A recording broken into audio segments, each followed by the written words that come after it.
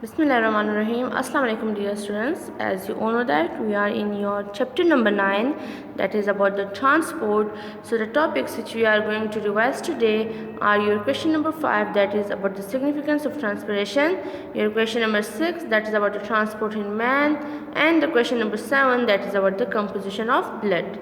So dears, your first question which we are going to revise today is about the significance of transpiration. So dears, it is a very vital important process in the life of plants, because as you all know that transpiration is the loss of water from the aerial parts of the plants. So the significance of transpiration are that it prevents the leaves from overheating and keeps them cool. The constant absorption of water is done with the help of the transpiration, because transpiration is the loss of water, so the roots constantly absorb the water from the soil. It also helps the plant to get rid of excess water and salts. Okay dears, the next heading is about the transpiration. Dear, it is a type of force which is create on the water which is present in the xylem tissues of the stem and roots, and this force causes the water to rise up in the xylem tissues.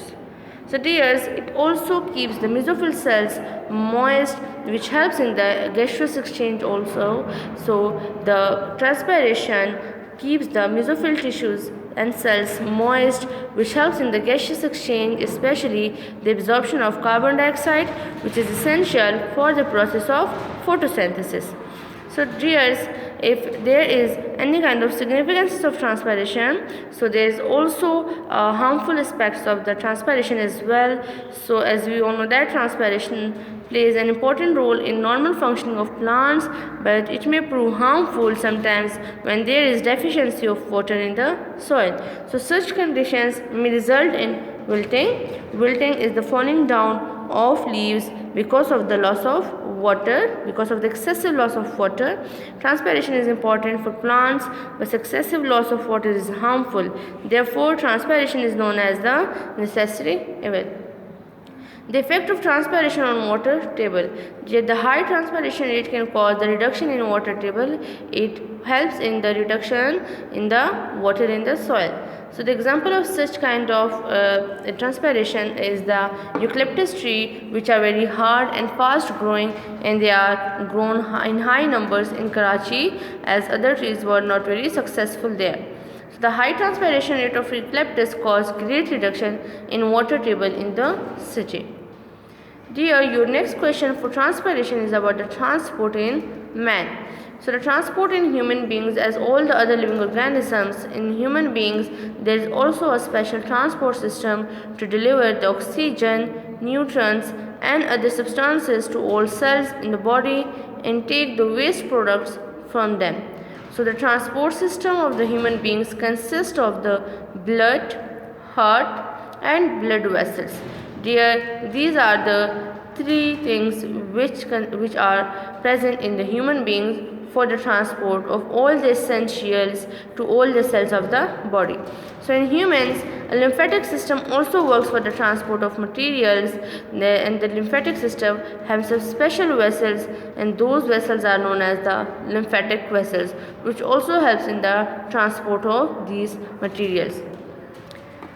So dears, your next question is about the composition of blood in detail. So the blood is a red fluid which circulates through the blood vessels. Dear, blood vessels consist of the arteries, veins and capillaries in which the blood is circulating throughout your body, and it is also a type of a connective tissue. Blood is a type of a tissue, and that tissue is a type of connective tissue. The pH and weightage of blood is 7.4, and the weight is about 1/12 of your body's weight. Okay dears, so the composition of blood is that they are composed of blood cells and a plasma. Now first we will study about the plasma, that what is plasma, and then the blood cells. So dears, plasma, it is a yellow liquid part which is present in the blood, and how you can identify it: whenever a blood is taken from any person and it is placed in a test tube, and that test tube is allowed to stain, then the yellow liquid is separated from cells, and that yellow liquid is known as the plasma.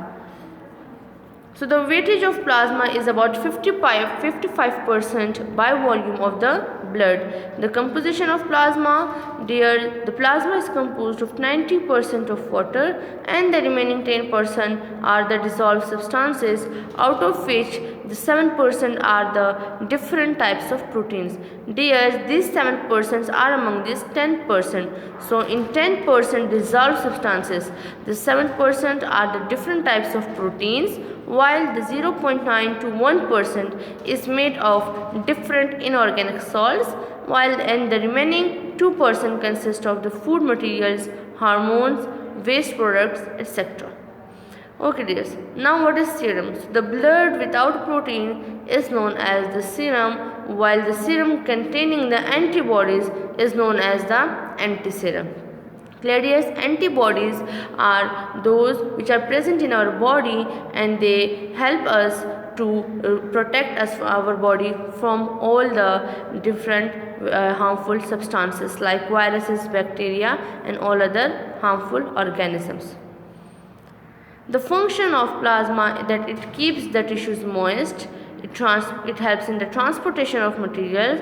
So the blood transport nutrients, water, salts, hormones and waste materials to all parts of our body, to all the cells, to all the tissues and organs of our body. So it also helps in carrying oxygen and carbon dioxide.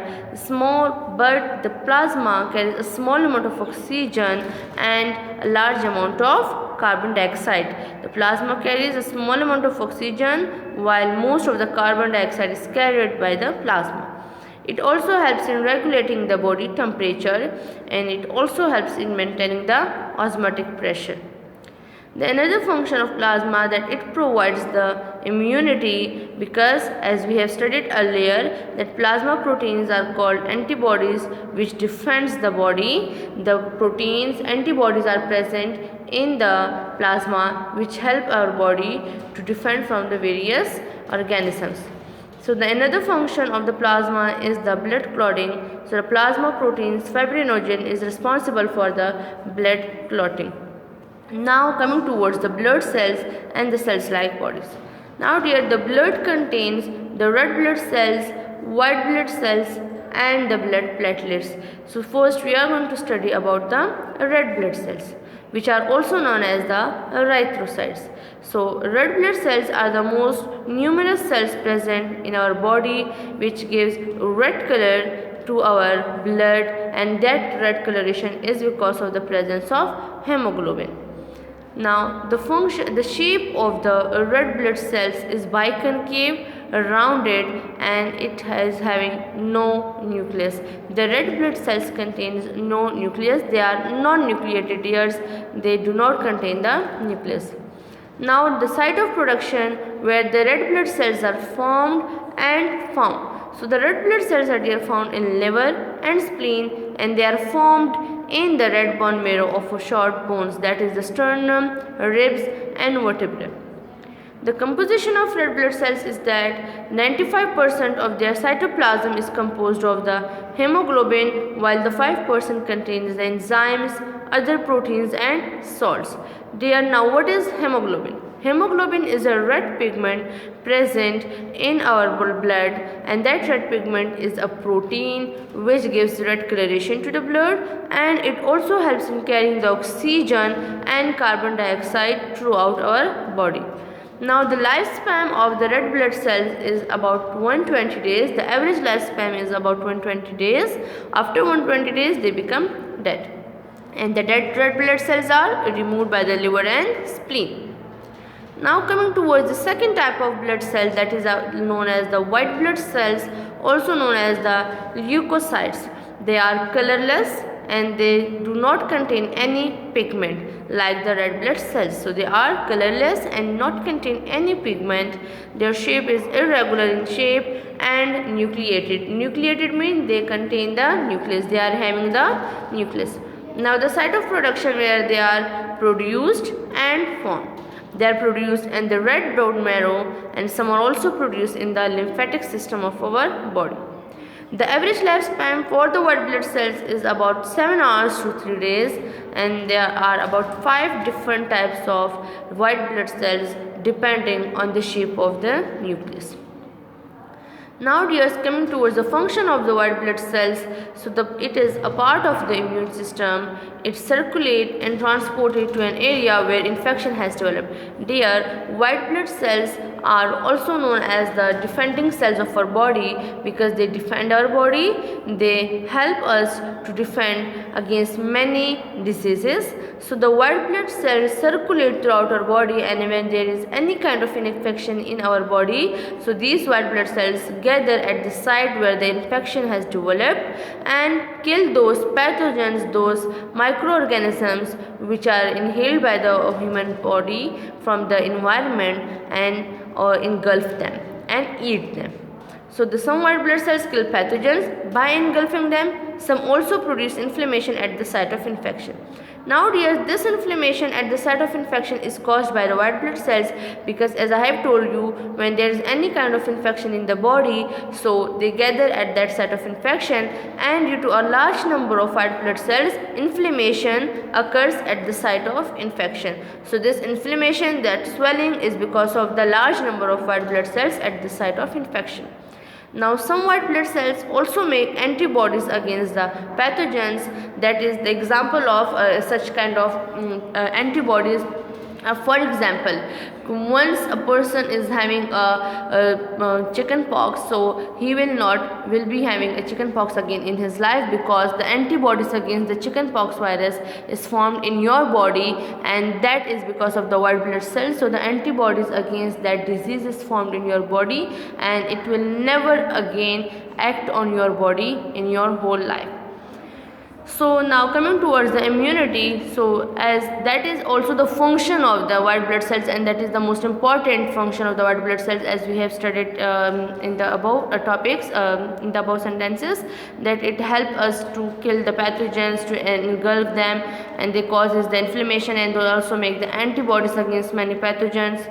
Okay, these pathogens are the any microorganisms which are inhaled by the human body, any foreign particles which are inhaled by the human body. So as we all know that in a day we ingest thousands of germs daily through mouth and nose, but still remain healthy, and that is because of the white blood cells, because white blood cells engulf diseases and destroy them. Okay, the disease starts when the immune system is weak and germs are stronger. Clear? As the example of such kind is the COVID, the coronavirus. That coronavirus is a stronger disease, it is a stronger germ, and our immune system is weak against them. Clear? But the people who are having a stronger immune system can defend against the COVID, and those who are having not a strong immune system, so they will not defend against that COVID. So the increased number of white blood cells indicates a disease, and that is because, as I have told you, if there is any kind of infection in the body, so the white blood cells gather at the site of infection. So when there is an increased number of white blood cells, that shows that there is any kind of infection in your body. So the white blood cells die in process of killing germs. The dead cells accumulate and make white substance called pus at the infection site. So that pus formed in your body is because of the infection, and that infection is because of the what? That because of the germs. Clear, dears? So when the white blood cells gather at the site of infection, they kill, they engulf, but when their lifespan is completed and they become dead, so after they are dead, they formed a pus. Now the third type of the blood cell is the platelets, that is also known as the thrombocytes. It is not true cells, the fragments of cytoplasm pinch off from certain bone marrow, and the lifespan is about 7 to 12 days. Now the function of the platelet is that it also helps in the blood clotting. Now how it helps in the blood clotting? The mechanism of blood clotting is that when the blood cells are damaged, so the blood started oozing out and gather at the site. Clear? When the blood started to oozing out from the site, when there is infection or there is any cut, so the plasma releases substance which converts the plasma protein fibrinogen into threads of insoluble fibrin. As we have studied earlier, that in a plasma a protein is present, and that protein is a fibrinogen, and which converts the fibrinogen into a threads of insoluble fibrin. So these threads make mesh in which platelets and blood cells are elongated to make clot and stop the blood flow from wound. So dear students, that is all for your today's revision. So I hope there will be no problem. Okay dears, thank you so much. Allah Hafiz, stay safe, stay home.